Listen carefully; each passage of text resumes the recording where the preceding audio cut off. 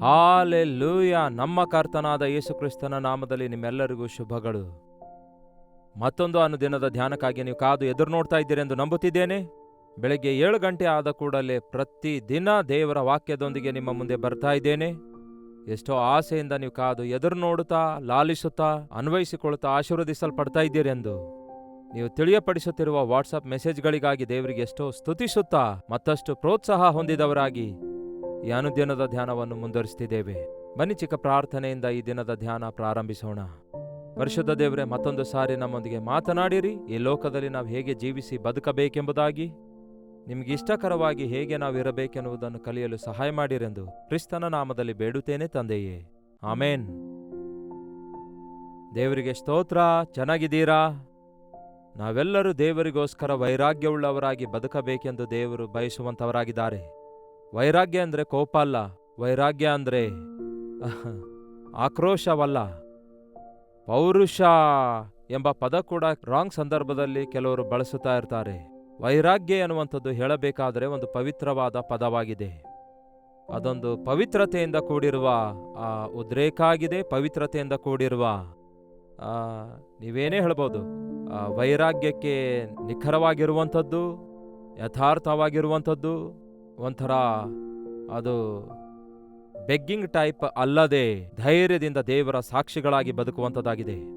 ಹಾಗಿರುವುದು ನಿಮಗೆ ಇಷ್ಟವೋ? ದೇವರು ತನ್ನ ಮಕ್ಕಳನ್ನು ನಾಯಿಗಳೊಂದಿಗೆ ಹೋಲಿಸಲಿಲ್ಲ, ಹಂದಿಗಳೊಂದಿಗೆ ಹೋಲಿಸಲಿಲ್ಲ. ಇನ್ಫ್ಯಾಕ್ಟ್ ಹಾಗಿರಬೇಡಿರಿ ಎಂದು ದೇವರು ಎಚ್ಚರಿಸುತ್ತಾರೆ. ಹಾವುಗಳು ವಿವೇಕವುಳ್ಳವುಗಳಾಗಿವೆ, ಆದರೆ ಹಾವುಗಳೊಂದಿಗೂ ಕೂಡ ದೇವರು ಹೋಲಿಸಲಿಲ್ಲ. ಪಾರಿವಾಳಗಳು ನಿಷ್ಕಪಟವಾಗಿರೋದ್ರಿಂದ ನಾವು ನಿಷ್ಕಪಟಿಗಳಾಗಿರಬೇಕೆಂದು ಅವುಗಳೊಂದಿಗೆ ಹೋಲಿಸಿದ್ದಾರೆ. ನಾವು ಈ ದಿನ ಒಂದು ವೇಳೆ ಬೈಬಲ್ನಲ್ಲಿ ನೋಡುವುದಾದರೆ ಯೆಶಾಯ 41ನೇ ಅಧ್ಯಾಯ 31ನೇ ವಚನ ಹೇಳುವುದೇನೆಂದರೆ, ಯೆಹೋವನನ್ನು ನಿರೀಕ್ಷಿಸುವವರು ಹೊಸ ಬಲವನ್ನು ಹೊಂದುವರು. ಅವರು ಹದ್ದುಗಳಂತೆ ರೆಕ್ಕೆಗಳನ್ನು ಚಾಚಿಕೊಂಡು ಏರುವರು, ಓಡಿ ದಣಿಯರು, ನಡೆದು ಬಳಲರು. ಹದ್ದಿನೊಂದಿಗೆ ದೇವರು ಒಬ್ಬ ಪ್ರಾರ್ಥಿಸುವ ವ್ಯಕ್ತಿಯನ್ನು ಹೋಲಿಸುತ್ತಿದ್ದಾರೆ, ಒಬ್ಬ ವಿಶ್ವಾಸಿಯನ್ನು ಹೋಲಿಸುತ್ತಿದ್ದಾರೆ. ದೇವರ ಮಕ್ಕಳಾದ ನಾವು ಹದ್ದಿನ ಹಾಗೆ ಮೇಲೆ ಹಾರುವವರಾಗಿರಬೇಕು. ಗಿಳಿಯಂತೆ ಕೂಗಿ ಗಿಳಿಯ ಹಾಗೆ ನಾವಿರುವಂತಹ ಅಗತ್ಯವಿಲ್ಲ. ಗಿಳಿಗಳು ಬಹಳ ಮುದ್ದಾಗಿರ್ತವೆ, ಮುದ್ದು ಮುದ್ದಾಗಿ ಮಾತಾಡ್ತವೆ, ಹಸಿರಾದ ಬಣ್ಣ ಅವುಗಳಿಗಿರ್ತವೆ. ಆದರೆ ಆ ಗಿಳಿಗಳ ಮಾತಿನಿಂದ ಯಾವ ಮೇಲುಂಟಾಗೋದಿಲ್ಲ. ಆದರೆ ಹದ್ದು ಯಾವತ್ತೂ ಕೂಡ ಮಾತಾಡುವುದಿಲ್ಲ, ಶಬ್ದವೇನು ಮಾಡೋದಿಲ್ಲ, ಅದರ ಸ್ವರ ಯಾವತ್ತೂ ಕೇಳಿಸೋದಿಲ್ಲ. ಆದರೆ ಅದು ಮಹಾಕಾಶದಲ್ಲಿ ಎಷ್ಟೋ ಎತ್ತರದಲ್ಲಿ ಹಾರಾಡುತ್ತದೆ, ಇನ್ನೂ ಎತ್ತರದಲ್ಲಿ ಹಾರಾಡಬೇಕೆಂದು ಆಶಿಸುತ್ತದೆ. ಹಾಗೆಯೇ ದೇವರ ಮಕ್ಕಳಾದ ನಾವು ಹರಟೆ ಹೊಡೆಯುವವರಾಗಿರದೆ, ದೇವರಿಗೋಸ್ಕರ ಉನ್ನತವಾದ ಕಾರ್ಯಗಳಿಗಾಗಿ ಕಾದು ಎದುರು ನೋಡುವವರಿಗಾಗಿ ಉನ್ನತವಾದ ಕಾರ್ಯ ಸಾಧಿಸುವವರಾಗಿರಬೇಕು. మన ದೇಶಕ್ಕೆ ಮಿಷನರಿಯಾಗಿ ಬಂದಿರುವ ವಿಲಿಯಂ ಕೇರಿ ಅವರು ಒಬ್ಬ ಸಾಮಾನ್ಯನೇ ಆಗಿದ್ರು. ಆದರೆ ದೇವರಿಂದ ದೊಡ್ಡ ಕಾರ್ಯಗಳನ್ನು ಅಪೇಕ್ಷಿಸು, ದೇವರಿಗೋಸ್ಕರ ದೊಡ್ಡ ದೊಡ್ಡ ಕಾರ್ಯ ಹುಟ್ಟು ಹಾಕು ಎನ್ನುತ್ತಾ ಎಂಥ ದೊಡ್ಡ ದೊಡ್ಡ ಕಾರ್ಯಗಳನ್ನು ನಮ್ಮ ದೇಶದಲ್ಲಿ ಕರ್ತನ ನಾಮದಲ್ಲಿ ಅವರು ಸಾಧಿಸಿದ್ದಾರೆ ಎಂದು ಅವರ ಚರಿತ್ರೆ ಓದುವಾಗ ನಿಮಗೆ ಅರ್ಥವಾಗುತ್ತದೆ. ಈ ದಿನ ಪ್ರತಿಯೊಬ್ಬರನ್ನು ದೇವರು ಅವರು ಉನ್ನತವಾದ ಸ್ಥಿತಿಯಲ್ಲಿರಬೇಕೆಂದು ಬಯಸುತ್ತಾ ಇದ್ದಾರೆ. ನಾವು ಒಂದು ಸ್ಥಾನದಿಂದ ಮತ್ತೊಂದು ಲೆವೆಲ್ಗೆ ಯಾಕೆ ಹೋಗ್ಲಿಕ್ಕಾಗ್ತಾ ಇಲ್ಲವೆನ್ನುವುದಾದರೆ, ಯೇಸುವಿನ ಕಡೆಗೆ ದೃಷ್ಟಿಸದೆ, ಯೇಸುವನ್ನು ನೋಡದೆ, ಯೇಸುವಿನ ಮಾತನ್ನು ಕೇಳಿ ಆ ಮಾತಿನ ಪ್ರಕಾರ ನಡೆಯಲಾರದೆ, ನಾವು ನಮ್ಮ ಇಷ್ಟಾನುಸಾರವಾಗಿ ಜೀವಿಸುವಾಗ ನಮ್ಮ ಮನಸ್ಸು ಯಾವಾಗಲೂ ಭೂ ಸಂಬಂಧವಾದವುಗಳ ಮೇಲೆ ಇರುತ್ತೆ, ಅವುಗಳ ಸುತ್ತಲೇ ತಿರುಗಾಡುತ್ತದೆ. ಆದರೆ ದೇವರ ಮಕ್ಕಳು ಮೇಲಿರುವವುಗಳ ಮೇಲೆ ಮನಸ್ಸಿಡಬೇಕೆಂದು ದೇವರ ವಾಕ್ಯ ಎಚ್ಚರಿಸುತ್ತದೆ. ಈ ಹದ್ದನ್ನು ನಾವು ತೆಗೆದುಕೊಳ್ಳುವುದಾದರೆ, ಈ ಹದ್ದಿನಲ್ಲಿರುವಂತಹ ಕೆಲವೊಂದು ಗುಣಗಳನ್ನು ಪರಿಶೀಲಿಸುವುದಾದರೆ, ನಮ್ಮ ಜೀವಿತದಲ್ಲೂ ಕೂಡ ಅನೇಕ ವಿಧವಾದ ಆಧ್ಯಾತ್ಮಿಕ ಪಾಠಗಳನ್ನು ನಾವು ಕಲಿಯಬಹುದು. ಮೊದಲನೇದಾಗಿ, ಈ ಹದ್ದು ಉನ್ನತವಾದ ಸ್ಥಾನದಲ್ಲಿ ಹಾರಾಡುತ್ತೆ ಹೊರತು ಅದು ಈ ಚಿಕ್ಕ ಗಿಳಿ ಗುಬ್ಬಿಯೊಂದಿಗೆ ಹಾರಾಡುವುದಿಲ್ಲ. ಹೌದಲ್ಲವೇ? ಅದು ಮೇಲಕ್ಕೆ ಹಾರಾಡುತ್ತದೆ. ಅದೊಂದೇ ಒಂಟಿಯಾಗಿ ಬಹಳಷ್ಟು ಸಾರಿ ಹದ್ದು ಒಂದೇ ಹಾರಾಡುತ್ತೆ. ಸಾಧ್ಯವಾದರೆ ಕೆಲವೊಂದು ಸಾರಿ ಅದು ಜೊತೆ ಹದ್ದಿನೊಂದಿಗೆ ಹಾರಾಡುತ್ತೆ ಹೊರತು ಗುಂಪನ್ನು ಹಿಂಬಾಲಿಸುವುದಿಲ್ಲ. ಹಾಗೆಯೇ ಯೇಸುವಿನ ಮಕ್ಕಳು ಒಂದು ಗುಂಪನ್ನು ಅವರು ಹಿಂಬಾಲಿಸುವವರಾಗಿರೋದಿಲ್ಲ. They dare to be different. ಅವರು ಪ್ರತ್ಯೇಕವಾಗಿರಲು ಆಶಿಸುತ್ತಾರೆ, ಪರಿಶುದ್ಧರಾಗಿರಲು ಆಶಿಸುತ್ತಾರೆ. ಲೋಕ ಬಡಿದುಕೊಂಡು ಹೋಗುವ ಕಡೆಗೆ ಬಡ್ಕೊಂಡು ಹೋಗೋದಿಲ್ಲ, ಆದರೆ ಅದಕ್ಕೆ ಎದುರಾಗಿ ಹೋಗ್ತಾರೆ. ಹದ್ದು ಉನ್ನತವಾದ ಸ್ಥಳದಲ್ಲಿ ಹಾರಾಡುತ್ತದೆ, ಉನ್ನತವಾದ ಸ್ಥಳವನ್ನು ಕೋರಿಕೊಳ್ಳುತ್ತದೆ. ಮತ್ತು ಎರಡನೇದಾಗಿ, ಈ ಹದ್ದು ಎಷ್ಟೇ ಉನ್ನತವಾಗಿ ಹಾರಿದ್ರೂ ಕೂಡ ಅದರ ಕಣ್ಣು ದೃಷ್ಟಿ ಭೂಮಿಯ ಮೇಲಿರುತ್ತೆ. ಅದಕ್ಕೆ ಬಹಳ ದೂರ ದೃಷ್ಟಿ ಇರುತ್ತೆ. 5 ಕಿಲೋಮೀಟರ್ಸ್ ವರೆಗೂ ಅದು ನೋಡಬಹುದಂತೆ. ಅದರ ವಿಷನ್ ಬಹಳ ದೂರದವರೆಗೂ ನೋಡುತ್ತಾ ದೃಷ್ಟಿಸುತ್ತಾ ಇರುತ್ತೆ. ಅದು ಮುಂದಿರುವ ವಿಷಯಗಳಿಗಾಗಿ ಸಿದ್ಧಗೊಳ್ಳುತ್ತದೆ. ಎಲ್ಲೋ ನೀರಿನ ಮೇಲೆ ಜಿಗಿಯುತ್ತಿರುವಂತಹ ಮೀನನ್ನು ನೋಡಿ ಆಕಾಶದಿಂದ ತಕ್ಷಣವೇ ಇಳಿದು ಬರ್ತದೆ. ಅದರ ಆಹಾರವೇ ವಿಶೇಷವಾಗಿರುತ್ತೆ. ಅದು ಕಂಡದ್ದೆಲ್ಲ ತಿನ್ನುವುದಿಲ್ಲ. ಹದ್ದು ಯಾವತ್ತೂ ಕೂಡ ಸತ್ತಿರುವುದನ್ನು ತಿನ್ನುವುದಿಲ್ಲ. ಅದು ಬದುಕಿರುವುದನ್ನೇ ಬೇಟೆಯಾಡಿ ಆಹಾರವಾಗಿ ಭುಜಿಸುತ್ತದೆ. ನಾವು ಕೂಡ ದೇವರ ಮಕ್ಕಳಾದ ನಂತರ ಸಂಕೋಚಿತ ಸ್ವಭಾವವುಳ್ಳವರಾಗಿರದೆ ದೂರದೃಷ್ಟಿಯುಳ್ಳವರಾಗಿರಬೇಕು. ದೇವರಲ್ಲಿ ನಂಬಿಕೆ ಇಟ್ಟವರಾಗಿರಬೇಕು. ದೇವರ ಪ್ರಣಾಳಿಕೆಯೇನೆಂದು ಅರಿತುಕೊಂಡು ಆ ಪ್ರಣಾಳಿಕೆಯ ಪ್ರಕಾರ ನಡೆಯುವಂಥವರಾಗಿರಬೇಕು. ಸಡನ್ನಾಗಿ ನಮ್ಮ ಕಣ್ಮುಂದೆ ಯಾವುದು ಅಡ್ಡ ಬರುತ್ತದೋ ಅದನ್ನು ಅನುಭವಿಸೋಣ, ಅದನ್ನು ತಿನ್ನೋಣ, ಅದನ್ನು ಕುಡಿಯೋಣ, ಅದನ್ನು ಸಂಪಾದಿಸೋಣ ಎಂಬ ಮನಸ್ಸಿಲ್ಲದವರಾಗಿ, ಒಂದು ಪ್ರಣಾಳಿಕೆ ಉಳ್ಳವರಾಗಿ, ದೇವರ ಮನಸ್ಸುಳ್ಳವರಾಗಿ ನಾವು ಇರಬೇಕೆನ್ನುವಂಥದ್ದನ್ನು ನಾವು ಕಲಿಯಬಹುದು. ಮೂರನೇದಾಗಿ, ಹದ್ದು ಸತ್ತಿರುವುದನ್ನು ತಿನ್ನುವುದಿಲ್ಲ. ಸತ್ತಿರುವುದಂದ್ರೆ ನಿನ್ನೆ ಮೊನ್ನೆ ಸತ್ತಿರುವುದು, ಅದು ಕೊಳೆತು ಹೋಗಿರುತ್ತೆ. ಸತ್ತಿರುವಂಥದ್ದು ಕೊಳೆತು ಹೋಗುತ್ತದೆ. ಹಾಗೆ ಕೊಳೆತು ಹೋಗಿರುವುದರ ಮೇಲೆ ಅದು ಯಾವತ್ತೂ ಬಂದು ಕೂತ್ಕೊಳ್ಳೋದಿಲ್ಲ. ಎಷ್ಟೇ ಆಶಿಸಿದರೂ ಸಹ ಸತ್ತಿರುವುದನ್ನು ಅದು ತಿನ್ನೋದಿಲ್ಲ. ಆದರೆ ಫ್ರೆಶ್ ಆಗಿ ಬೇಟೆಯಾಡಿ ತಿನ್ನುತ್ತೆ. ಯಾವಾಗ ನೋಡಿದ್ರೂ ನಾವು ಗತದ ಕುರಿತಾಗಿಯೇ ಮಾತಾಡಿಕೊಳ್ಳುತ್ತಾ, ಗತಕಾಲದ ಸಂಗತಿಗಳ ಕುರಿತು ದಿಗಿಲು ಪಡುತ್ತಾ, ಗತದಲ್ಲಿ ನಡೆದಿರುವಂತಹ ವಿಫಲತೆಗಳ ಕುರಿತಾಗಿಯೇ ಆಲೋಚಿಸುತ್ತಾ ಕೂತುಕೊಳ್ಳುವುದಾದರೆ ನಾವು ಸತ್ತಿರುವ ಕಾರ್ಯಗಳಲ್ಲಿಯೇ ನಮ್ಮ ಸಮಯ ವ್ಯರ್ಥ ಮಾಡಿಕೊಳ್ತಿದ್ದೇವೆ ಎಂದರ್ಥ. ಅದಕ್ಕೆ ಪೌಲನು ಹೇಳ್ತಾನೆ, ಹಿಂದಿನ ಸಂಗತಿಗಳನ್ನು ಮರೆತು ಮುಂದಿರುವವುಗಳಿಗಾಗಿ ಓಡಬೇಕು ಅನ್ನುತ್ತಾನೆ. ನಮ್ಮ ಜೀವಿತದಲ್ಲಿ ನೀವು ನಿನ್ನೆಯವರೆಗೂ ಏನ್ ಮಾಡಿದ್ದೀರಿ ಅನ್ನುವಂಥದ್ದು ಮುಖ್ಯವಲ್ಲ. ಈ ದಿನ ಏನ್ ಮಾಡ್ಲಿಕ್ಕಿದ್ದೀರಿ ಅನ್ನುವಂಥದ್ದು ಮುಖ್ಯ. ನಾಳೆ ಏನ್ ಮಾಡ್ಲಿಕ್ಕಿದ್ದೀರಿ ಅನ್ನುವಂಥದ್ದು ಅರಿತುಕೊಂಡು ಮಾಡುವುದು ಎಷ್ಟೋ ಮುಖ್ಯವಾಗಿದೆ. ಮೇಲಿಂದ ಮೇಲೆ ಫ್ರೆಶ್ ಆಗಿ ದೇವರೊಂದಿಗೆ ಸಹವಾಸವುಳ್ಳವರಾಗಿರಬೇಕು. ಹಳೆ ಭಕ್ತಿ ಕೆಲಸಕ್ಕೆ ಬರಲ್ಲ ಪ್ರಿಯರೇ. ಕೆಲವೊಮ್ಮೆ ಭಕ್ತಿಯುಳ್ಳವನಾಗಿದ್ದೇನೆ ಅನ್ನೋದಾದ್ರೆ ಸಾಲುವುದಿಲ್ಲ.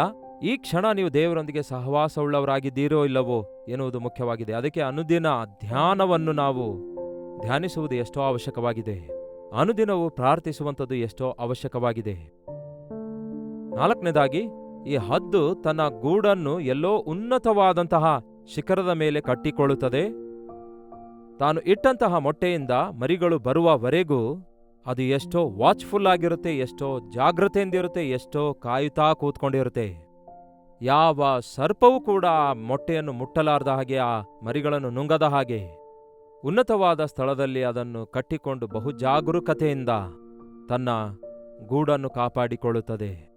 ಹಾಗೆಯೇ ದೇವರ ಮಕ್ಕಳಾದ ನಾವು ಎಷ್ಟೇ ಉನ್ನತವಾದ ಸ್ಥಿತಿಗೆ ಹೋದ್ರೂ ಸಹ ನಾವೆಚ್ಚರವಾಗಿಲ್ಲದಿದ್ರೆ ನಡೆಯಲ್ಲ. ಅದಕ್ಕೆ ಬೈಬಲ್ ಮೇಲಿಂದ ಮೇಲೆ ಹೇಳುತ್ತೆ, ಶೋಧನೆಗೆ ಒಳಗಾಗದಂತೆ ಎಚ್ಚರವಾಗಿದ್ದು ಪ್ರಾರ್ಥಿಸಿರಿ ಎಂದು. ಮತ್ತಿನಿಂದಲೂ ಅಹಿತವಾದ ವಿಚಾರಗಳಿಂದ ನಿಮ್ಮ ಮನಸ್ಸು, ನಿಮ್ಮ ಹೃದಯಗಳು ಮಂದವಾಗಿರುವಾಗ ಅಕಸ್ಮಾತ್ತಾಗಿ ಆ ಕರ್ತನ ದಿನವು ಬರದಂತೆ ಎಚ್ಚರವಾಗಿರಬೇಕೆಂಬುದಾಗಿ ವಾಕ್ಯ ಹೇಳುವಂಥದ್ದಾಗಿದೆ. ಅರುಣೋದಯದಲ್ಲಿಯೇ ಯೋಬನು ಎದ್ದು ತನ್ನ ಮನೆಯವರಿಗೋಸ್ಕರ ಪ್ರಾರ್ಥಿಸುತ್ತಾ ಇದ್ದನು. ಅದಕ್ಕೆ ಯೋಬನ ಮನೆಯ ಸುತ್ತಲೂ ಬೇಲಿ ಇತ್ತು. ಸೈತಾನನ್ನು ತೂರಿಕೊಂಡು ಹೋಗ್ಲಿಕ್ಕಾಗಲಿಲ್ಲ ದೇವರು ಪರ್ಮಿಷನ್ ಕೊಡುವವರೆಗೂ. ಯೋಬನಿಗೆ ಯಾವ ಹಾನಿ ಮಾಡ್ಲಿಕ್ಕಾಗಲಿಲ್ಲ. ಕಾರಣ, ಯೋಬನು ಅರುಣೋದಯದಲ್ಲಿಯೇ ಎದ್ದು ಮಕ್ಕಳಿಗೋಸ್ಕರ ಎಚ್ಚರವಾಗಿದ್ದು ಪ್ರಾರ್ಥಿಸುತ್ತಿದ್ದ. ಎಷ್ಟು ಜನ ನೀವು ನಿಮ್ಮ ಮಕ್ಕಳಿಗಾಗಿ ಪ್ರಾರ್ಥಿಸ್ತಾ ಇದ್ದೀರಿ? ತಾಯಿಂದರೆ, ನಿಮ್ಮಲ್ಲಿ ಎಷ್ಟು ಜನ ಮುಂಜಾನೆಯ ಮೊದಲನೇ ಜಾವದಲ್ಲಿ ಎದ್ದು ನಿಮ್ಮ ಮಕ್ಕಳಿಗಾಗಿ ಪ್ರಾರ್ಥಿಸ್ತಾ ಇದ್ದೀರಿ? ನಿಮ್ಮ ಮಕ್ಕಳು ಬೇಡಿದೆಲ್ಲ ಕೊಡಿಸುವುದಕ್ಕಾಗಿ ಒಳ್ಳೆ ವಿದ್ಯಾಭ್ಯಾಸ ಕೊಡಿಸಲು ನೀವು ಆಶಿಸುತ್ತಾ ಇದ್ದೀರಿ ಹೊರತು ಅವರು ದೇವರಲ್ಲಿ ಭಯಭಕ್ತಿಯುಳ್ಳವರಾಗಿ ಬೆಳೆಯಬೇಕೆಂದು, ದೇವರಿಗೆ ಸಾಕ್ಷಿಗಳಾಗಿರಬೇಕೆಂದು, ದೇವರನ್ನು ಮಹಿಮೆ ಪಡಿಸುವವರಾಗಿರಬೇಕೆಂದು ದೇವರ ಬೇಲಿ ಮಕ್ಕಳ ಸುತ್ತಲೂ ಹಾಕಿ ಸೈತಾನನು ಮುಟ್ಟಲಾರದಂತೆ ಕಾಪಾಡಿಕೊಳ್ಳುವ ತಂದೆ ತಾಯಿ ಎಷ್ಟು ಜನ ಇದ್ದೀರಿ? ನೀವು ವಿಶ್ವಾಸಿಗಳಾಗಿರುವುದಾದರೆ ನಿಮ್ಮ ಮನೆ ಸುತ್ತಲೂ ಬೇಲಿ ಹಾಕಿಕೊಳ್ಳಬೇಕು. ನಿಮ್ಮ ಮಕ್ಕಳು ಎಲ್ಲಿಗೆ ಹೋಗ್ತಿದ್ದಾರೋ, ಎಲ್ಲಿಂದ ಬರ್ತಿದ್ದಾರೆ, ಏನಾಗ್ತಿದೆ ಎನ್ನುವುದನ್ನು ಗ್ರಹಿಸುವವರಾಗಿ ಇರಬೇಕೆನ್ನುವಂಥದ್ದು ಈ ಹದ್ದು ತನ್ನ ಮರಿಗಳ ವಿಷಯದಲ್ಲಿ ತೆಗೆದುಕೊಳ್ಳುವ ಜಾಗ್ರತೆಯ ಮೂಲಕ ನಾವು ಕೂಡ ಕಲಿತುಕೊಳ್ಳಬಹುದು. ಇನ್ನೊಂದು ಮುಖ್ಯವಾದದ್ದೇನೆಂದರೆ, ಈ ಹದ್ದು ಒಂದು ಕಮಿಟ್ಮೆಂಟ್ ಉಳ್ಳದಾಗಿರುತ್ತೆ. ಸಾಧಾರಣವಾಗಿ ಒಂದು ಗಂಡು ಹದ್ದು ಮತ್ತು ಹೆಣ್ಣು ಹದ್ದು ಒಟ್ಟಿಗೆ ಸೇರಬೇಕಾದರೆ ಅದಕ್ಕೊಂದು ಟೆಸ್ಟ್ ಇಡಲಾಗುತ್ತೆ. ಆ ಹೆಣ್ಣು ಹದ್ದು ಇನ್ನೊಂದು ಗಂಡು ಹದ್ದಿಗೆ ಯಾವಾಗ ಆರಿಸಿಕೊಳ್ಳುತ್ತೆ ಎನ್ನುವಾಗ, ಈ ಹದ್ದು ನನಗೆ ಯಾವಾಗ ಕಾಪಾಡುತ್ತದೆ, ಎಷ್ಟು ಚುರುಕಾಗಿದೆ ಎಂದು ಗುರುತಿಸುವಾಗ ಆರಿಸಿಕೊಳ್ಳುತ್ತೆ. ಮೇಲಿನಿಂದ ಏನಾದರೂ ಒಂದು ಪದಾರ್ಥವನ್ನು ಕೆಳಗೆ ಎಸೆದಾಗ ವೇಗವಾಗಿ ಕೆಳಗೆ ಹೋಗಿ ಆ ಪದಾರ್ಥ ಹದ್ದು ತನ್ನ ಬಾಯಲ್ಲಿ ಹಿಡಿದುಕೊಂಡು ಬರ್ತೋ ಅದನ್ನೇ ಆರಿಸಿಕೊಂಡು ಅದರೊಂದಿಗೆ ಕೂಡುತ್ತಂತೆ. ನಮ್ಮಂತೆ ಅವುಗಳಿಗೆ ವಿವಾಹ ಬಾಂಧವ್ಯ ಇಲ್ಲ, ಆದರೆ ಕಮಿಟ್ಮೆಂಟ್ ಇದೆ. ಒಂದಕ್ಕೊಂದು ಅವು ನಿಬಂಧನೆ ಮಾಡಿಕೊಳ್ತವೆ. ಯಾರಂದ್ರೆ ಅವರೊಂದಿಗೆ ನಾವು ಸಹವಾಸ ಮಾಡ್ತಿದ್ದೇವೆ, ಯಾರಂದ್ರೆ ಅವರೊಂದಿಗೆ ನಾವು ಐಕ್ಯಗೊಳ್ತಿದ್ದೇವೆ. ಅವಿಶ್ವಾಸಿಗಳೊಂದಿಗೆ ಇಜ್ಜುಡರಾಗಬೇಡಿರೆಂದು ದೇವರ ವಾಕ್ಯ ಹೇಳುತ್ತೆ. You have to be selective about your friends. ನಿಮ್ಮ ಮ್ಯಾರೇಜ್ ವಿಷಯ ಬಂದ ಕೂಡಲೇ ದೇವರು ಜೋಡಿಯಾಗಿಟ್ಟವರು ಯಾರು ಎಂದು ಗ್ರಹಿಸಿ ದೇವರ ಚಿತ್ತಾನುಸಾರವಾಗಿ ನಾವು ನಿರ್ಣಯ ಮಾಡಬೇಕು. ತಮ್ಮ ಅಜ್ಞಾನದ ನಿರ್ಣಯಗಳ ನಿಮಿತ್ತವೇ ಈ ದಿನ ಅನೇಕರು ಸಮಸ್ಯೆಗೊಳಗಾಗುವುದನ್ನು ನೋಡ್ತೇವೆ. ಹದ್ದಿಗೆ ಮಾತಾಡಲು ಬರದಿದ್ದರೂ, ಪ್ರಸಂಗ ಮಾಡಿ ಯಾರೂ ಹೇಳದಿದ್ದರು, ದೇವರು ಅದಕ್ಕೆ ಎಷ್ಟು ಅದ್ಭುತವಾಗಿ ಸೃಷ್ಟಿಸಿದಾರೆಂದು ಗಮನಿಸಬಹುದು. ಅದು ಕಮಿಟ್ಮೆಂಟ್ ಉಳ್ಳದಾಗಿರುತ್ತೆ.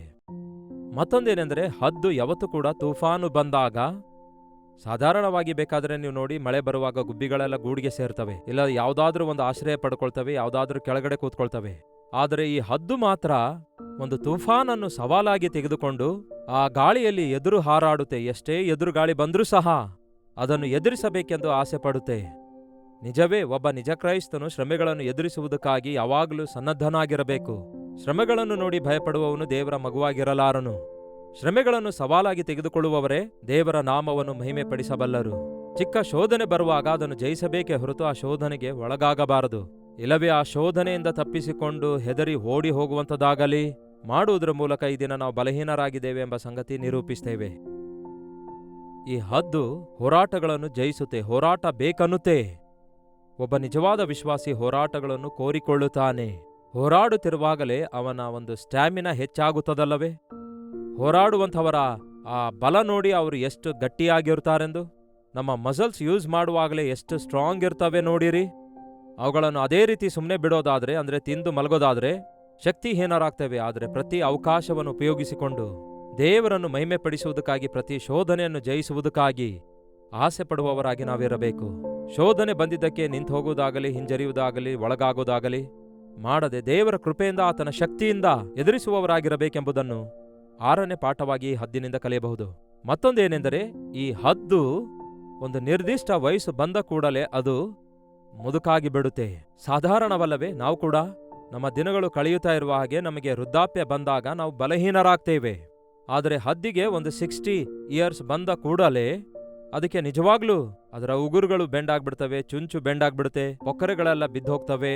ಹಾಗಾಗಿ ಅದು ಹಾರಾಡಲಾರದಂತಹ ಬಲಹೀನ ಪರಿಸ್ಥಿತಿಯಲ್ಲಿ ಏನ್ ಮಾಡುತ್ತೆ ಗೊತ್ತಾ? ಇನ್ನು ನನ್ನ ಬದುಕಿಷ್ಟೇ, ನಾನು ಬದುಕೋದಿಲ್ಲ, ಹೇಗೂ ಸಾಯ್ತೇನಲ್ಲವೇ ಅಂದುಕೊಂಡು ನರಳುತ್ತಾ ಕೂತ್ಕೊಳ್ಳೋದಿಲ್ಲ.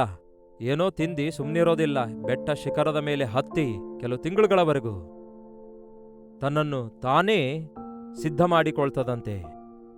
ತನ್ನ ಚುಂಚಿನಿಂದ ತನ್ನ ಪೊಕ್ಕರೆ ತಾನೇ ಕಿತ್ಕೊಳ್ಳುತ್ತಂತೆ. ತನ್ನ ಚುಂಚನ್ನು ಚೆನ್ನಾಗಿ ಬಂಡೆಗೆ ಅದು ಕುಕ್ಕುತ್ತಾ ಇರುತ್ತಂತೆ. ತನ್ನ ಉಗುರುಗಳೆಲ್ಲ ಹಿಡ್ಕೊಂಡು ಕಿತ್ಕೊಳ್ಳುತ್ತಂತೆ. ಅದು ಬಹಳ ಬಾಧೆಯಿಂದ ಕೂಡಿದಾಗಿರುತ್ತೆ, ವೇದನೆಯಿಂದ ಕೂಡಿದಾಗಿರುತ್ತೆ. ಆದರೆ ಅದರ ನಿಮಿತ್ತ ಹೊಸ ಉಗುರುಗಳು, ಹೊಸ ಚುಂಚುಗಳು, ಹೊಸ ಪೊಕ್ಕರೆಗಳು ಬರ್ತವೆ. ಆನಂತರ ಅದು ನೂತನ ಬಲವನ್ನು ಹೊಂದಿಕೊಳ್ಳುತ್ತದೆ. ಆ ಪ್ರೋಸೆಸ್ನಲ್ಲಿ ಹೆಚ್ಚು ಕಡಿಮೆ 5 ಮಂತ್ಸ್ ಅದು ಬಹಳ ತೊಂದರೆಗೊಳಗಾಗುತ್ತೆ.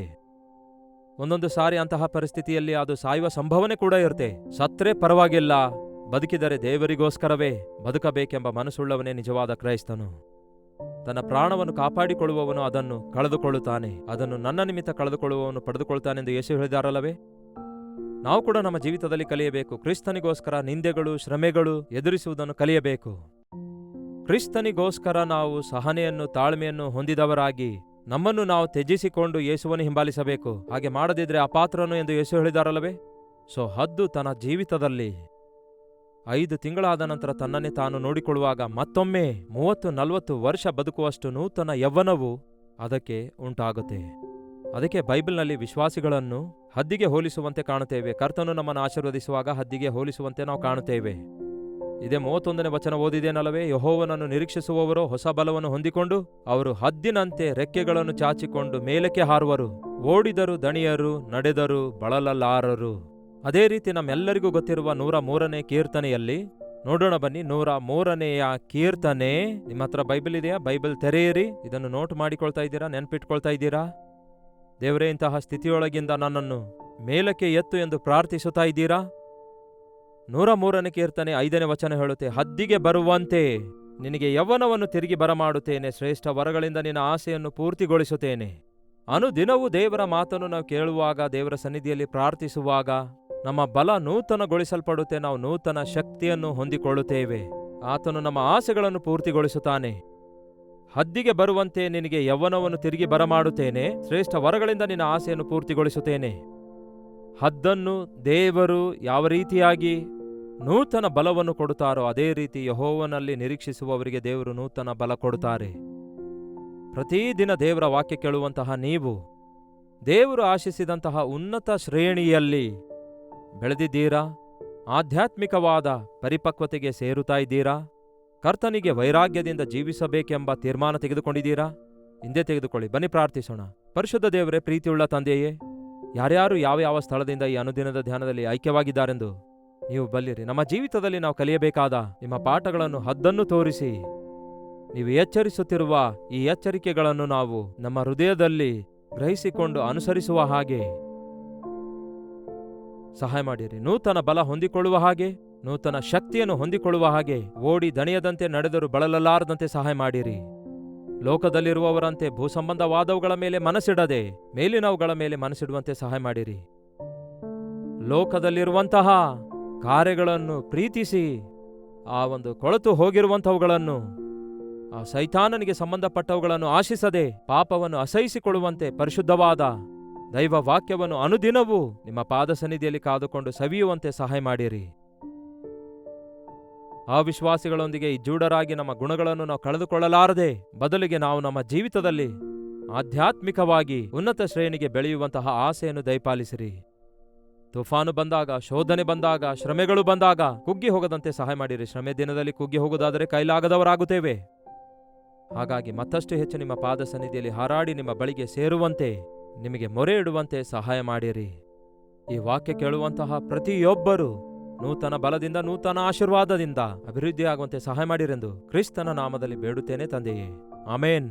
ತಂದೆಯಾದ ದೇವರ ಪ್ರೀತಿಯು, ಮಗನಾಗಿರುವ ಕ್ರಿಸ್ತನ ಕೃಪೆಯು, ಆದರಣೆ ಕರ್ತನಾದ ಪವಿತ್ರಾತ್ಮನ ಸಹವಾಸವು ಕೂಡಿ ಬಂದಿರುವ ನಮ್ಮೆಲ್ಲರ ಸಂಗಡ ಇಂದಿಗೂ ಸದಾಕಾಲಕ್ಕೂ ನೆಲೆಯಾಗಿರಲಿ. ಆಮೇನ್. ದೇವರಿಗೆ ಸ್ತೋತ್ರ. ದೇವರಲ್ಲಿ ನಿರೀಕ್ಷೆ ಇಡಿರಿ, ಆಧ್ಯಾತ್ಮಿಕವಾಗಿ ಬಲಗೊಳ್ಳಿರಿ. ನಿಮ್ಮ ಪ್ರಾರ್ಥನಾ ಮನವಿ 8939731313 ನಂಬರ್ಗೆ ಮೇಲಿಂದ ಮೇಲೆ ಒಂದು ಟೆಕ್ಸ್ಟ್ ಇಲ್ಲವೇ ವಾಯ್ಸ್ ಮೆಸೇಜ್ ಮೂಲಕ ವಾಟ್ಸಪ್ ಕಳಿಸಿರಿ. ನಿಮಗೋಸ್ಕರ ಪ್ರಾರ್ಥಿಸ್ತಿದ್ದೇವೆ. ನೀವು ಇತರ ದೇಶದಿಂದಲೂ ಸಹ ವೀಕ್ಷಿಸುವುದಾದರೆ ಇದೇ ನಂಬರಿಗೆ ನಿಮ್ಮ ಪ್ರಾರ್ಥನಾ ಮನವಿ ಒಂದು ಟೆಕ್ಸ್ಟ್ ಇಲ್ಲವೇ ವಾಯ್ಸ್ ಮೆಸೇಜ್ ಮೂಲಕ ಕಳಿಸಿರಿ. ನಿಮಗಾಗಿಯೂ ಪ್ರಾರ್ಥಿಸ್ತೇವೆ. ನೀವು ಕೂಡ ಪ್ರಾರ್ಥಿಸಿರಿ. ದೇವರು ತನ್ನ ಅದ್ಭುತ ಕಾರ್ಯ ಮಾಡುತ್ತಾರೆ. ಅನುದಿನವೂ ದೇವರೊಂದಿಗೆ ಸಹವಾಸ ಮಾಡುವ ಅನುಭವ ಹೊಂದಿಕೊಂಡವರಾಗಿರಿ. ಕರ್ತನ ಚಿತ್ತವಿರುವುದಾದರೆ ಮತ್ತೆ ನಾಳೆ ಬೆಳಗ್ಗೆ ಇದೇ ಸಮಯದಲ್ಲಿ ಇದೇ ಅನುದಿನದ ಧ್ಯಾನದಲ್ಲಿ ಭೇಟಿಯಾಗೋಣ. ಅಲ್ಲಿವರೆಗೂ ದೇವರ ಮಹಾಕೃಪೆ ನಿಮ್ಮೆಲ್ಲರೊಂದಿಗಿರಲಿ.